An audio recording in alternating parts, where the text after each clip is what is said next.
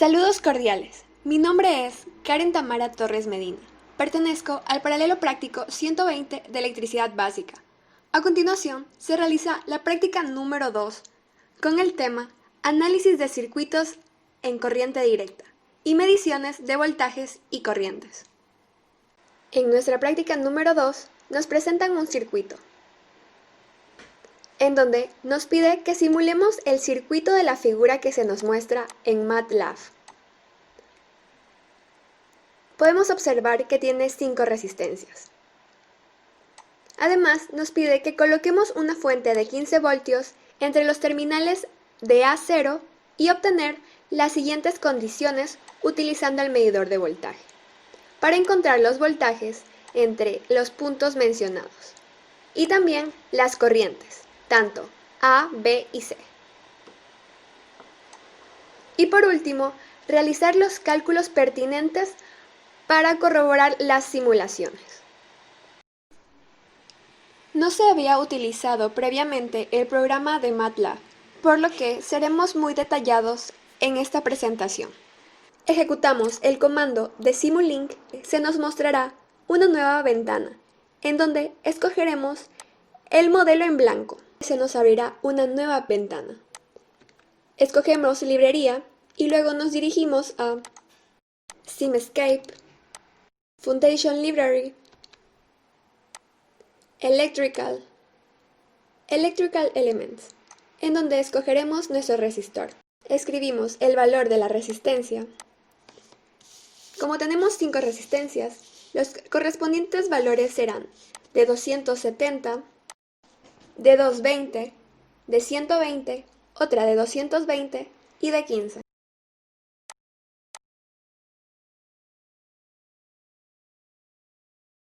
Como lo había dicho previamente, y somos nuevos utilizando MATLAB, los elementos que nosotros querramos añadir simplemente los tenemos que arrastrar hasta nuestra ventana vacía.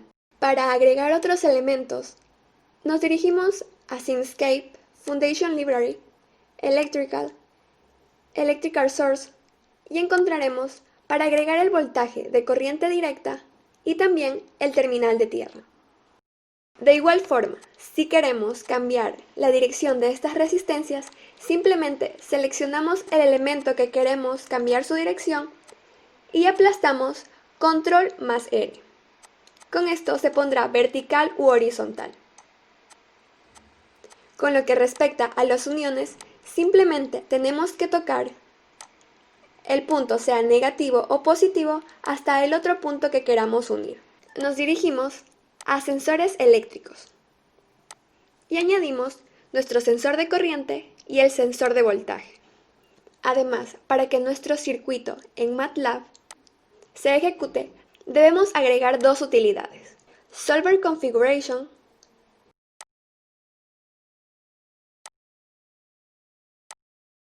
y además el convertidor de Simulink.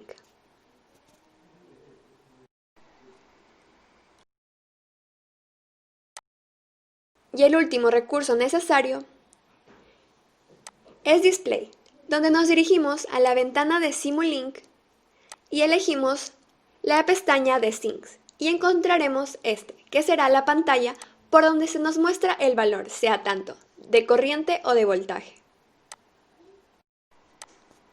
Unimos nuestros terminales del voltaje a nuestro circuito en el punto 0 hasta A. Asegurémonos de poner los respectivos valores en cada resistencia y voltaje. Como pueden observar, si por alguna razón se olvidaron de configurarlo correctamente, simplemente se tiene que dar doble clic sobre el elemento a configurar. Y continuamos dándole forma para que se parezca al circuito planteado. Ejecutamos nuestro archivo y obtendremos un voltaje de 15. Debido a que se encuentra en paralelo con nuestra fuente. Ahora unimos nuestro voltímetro con los terminales de B0 y ejecutamos el programa. Por la misma razón previamente nombrada, es que el voltaje de B0 también nos da de 15 voltios. Ahora unimos nuestro multímetro con el terminal de 0 a C y obtenemos un voltaje de 8,317 voltios. Encontramos nuestro voltaje de A a B. Pero este resulta ser de 0 debido a que no se encuentra ninguna resistencia en este. Y unir nuestro punto de B a C nos da un voltaje de 6,683 voltios.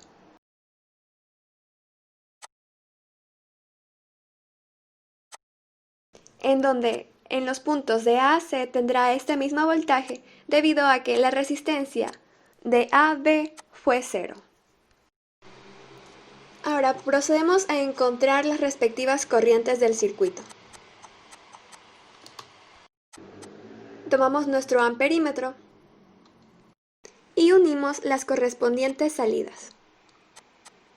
Pero este ya no se lo ubica en paralelo, sino que se lo conecta en serie, debido a que las corrientes en series son iguales.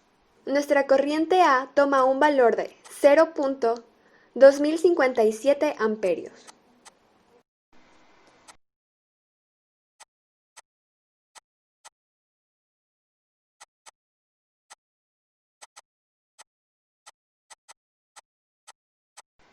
Por otro lado, la corriente B toma un valor de 0.06818 amperios.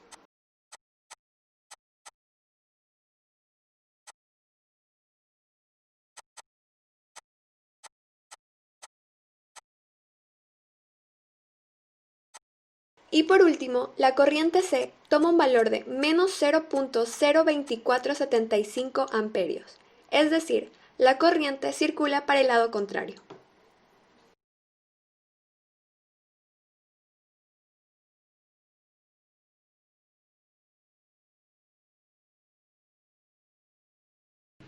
Ahora procedemos a realizar los respectivos cálculos teóricos que validan los resultados simulados.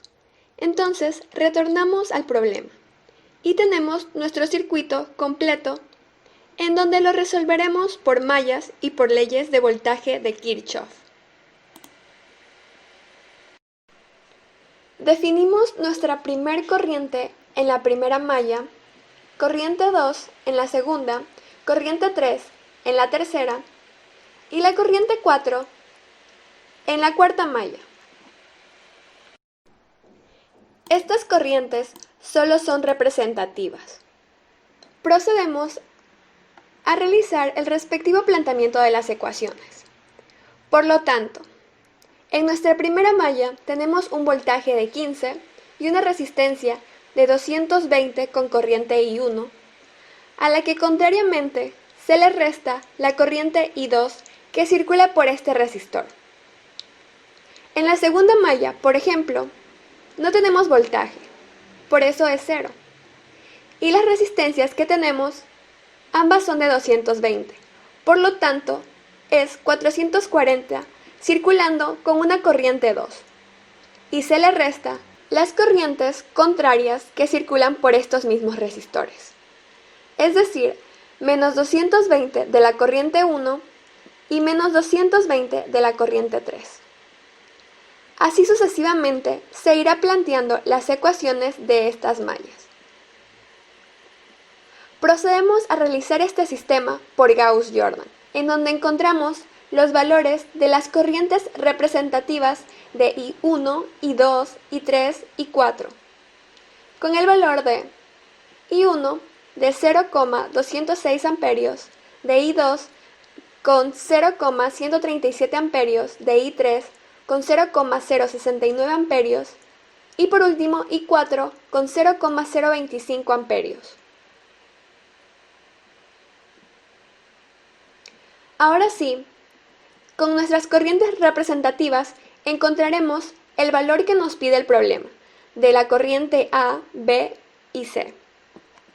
Entonces, nuestra corriente 1 va a ser igual a la corriente A porque circulan en el mismo sentido.